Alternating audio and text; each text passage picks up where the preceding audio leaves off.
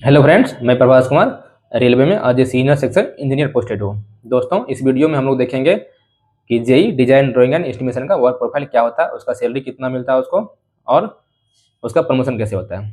तो दोस्तों देखिए, जब आपका selection JE design drawing and estimation पे होता है तो सबसे पहली बात है कि आपका जो पोस्टिंग होगा या तो वो डीआरएम ऑफिस में होगा या फिर जोनल ऑफिस में होगा, ठीक ना। तो आप लोग का सबसे पहले 1 साल का ट्रेनिंग होगा।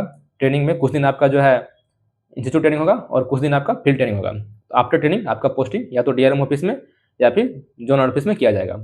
अगर मान लीजिए आपका पोस्टिंग डीआरएम ऑफिस में किया जाता है तो उसमें जैसे मान लीजिए आपका डिपार्टमेंट इलेक्ट्रिकल है, इलेक्ट्रिकल में मान लीजिए आपको डिजाइन ड्राइंग एंड एस्टिमेशन मिला है, तो इलेक्ट्रिकल में बहुत सारा सब डिपार्टमेंट है, जैसे टीआरडी, टीआरएस, जनरल सर्विस। मान लीजिए आपको टीआरडी मिला है, तो टीआरडी में मान लीजिए कोई सेक्शन है जहाँ पे नया ओएसी या फिर नया ट्रैक बनना है। तो ट्रैक का काम तो इंजीनियरिंग वाले देखेंगे, इंजीनियरिंग वाले। आपका आपका काम रहेगा उस सेक्शन में जो ओएसी बनना है उसका डिजाइन तैयार करना, डिजाइन ड्राइंग। और एस्टिमेशन मतलब, डिजाइन ड्राइंग मतलब क्या हो गया, कौन कहाँ उस लाइन में कहाँ टीएसएस बनना है, ट्रैक्शन सब स्टेशन, कहाँ एसपी बनना है, कहाँ एसएसपी बनना है, कहाँ पे न्यूट्रल सेक्शन लगना है, कहाँ पे ओवरलेप बनना है, ठीक ना। ये सब आपको देखना है, वो डिजाइन पूरा का पूरा आपको देखना है। उसके बाद उस सेक्शन में कितना मटेरियल लगना है, कहाँ पे टीएसएस बनना है तो उसमें क्या क्या लगना है, कितना ओएची मास्ट लगेगा, कितना कैंटिलीवर लगना है, कितना न्यूट्रल सेक्शन लगना है, कितना ओवरलेप बनना है, कितना टीएसएस बनना है उस सेक्शन में, कितना एसपी, कितना एसएसपी, मतलब ओवरऑल उस सेक्शन में, नया सेक्शन में ओवरऑल एसेट प्लस कितना एसेट लगना है प्लस डिजाइन एंड ड्राइंग तैयार करना है। तो इसी तरह मान लीजिए आपका जनरल सर्विस में पोस्टिंग हुआ, तो जनरल सर्विस में मान लीजिए कहीं पे सब स्टेशन बनना है तो वहाँ पे कितना मटेरियल लगना है, उसका डिजाइन एंड ड्राइंग तैयार करना। मतलब आपका पोस्टिंग किसी भी डिपार्टमेंट में हो, आपका ओवरऑल काम रहेगा डिजाइन ड्राइंग एंड एस्टिमेशन का।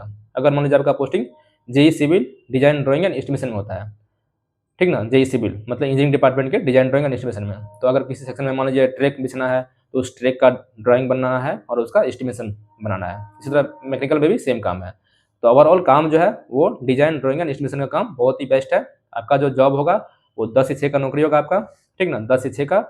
और वीकली 2 दिन रेस्ट। अगर आपका मान लीजिए पोस्टिंग डीआरएम ऑफिस में है तो सप्ताह में 2 दिन सैटरडे संडे आपको रेस्ट मिलेगा, ठीक ना। ओवरऑल जॉब बहुत ही बेस्ट है, आप आराम से ज्वाइन कीजिए। उसके बाद सैलरी आपका ट्रेनिंग के पीरियड में आपको बेसिक प्लस डीए मिलेगा, और आफ्टर ट्रेनिंग आपका बेसिक में एक इंक्रीमेंट लग जाएगा plus DA plus HRA plus transport allowance, ठीक ना।